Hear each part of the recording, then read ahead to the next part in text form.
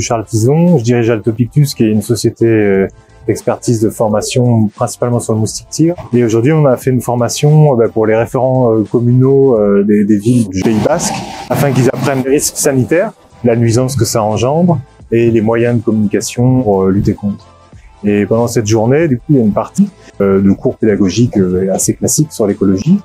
On fait aussi de l'observation microscopique, enfin plutôt macroscopique, avec une binoculaire, ce qui nous permet d'observer et de savoir reconnaître à la fin de la journée le moustique tigre à l'exclusion des autres, mais aussi de reconnaître les larves, les œufs, les différents stades du moustique. Donc aujourd'hui, le principal objectif, c'est d'apprendre ça, cette écologie, et quels moyens de lutte fonctionnent. De bien expliquer aussi qu'en fin de compte, il n'y a pas de solution miracle, et que c'est un travail assez long qui va nécessiter l'action de chaque citoyen. Donc comment on fait pour mobiliser les gens, à quelle fréquence. Toutes les semaines, il faut faire le tour du jardin. Et là, on vient de terminer une session de terrain pour voir in situ les différents gîtes larvaires du moustique tigre et d'autres espèces plus communes qu'on peut trouver. Donc on est allé sur le domaine public et on trouve sur la voirie finalement les avaloirs pluviaux, les coffrets techniques, différents éléments qui vont garder de l'eau et qui vont permettre la survie et le développement des moustiques.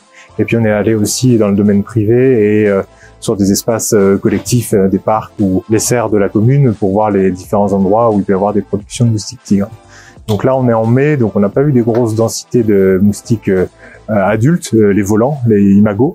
Quelle action mener sur ces gîtes larvaires, comment faire pour les supprimer, parce que c'est à la fois simple, finalement, un geste de suppression d'un gîte larvaire dans un jardin.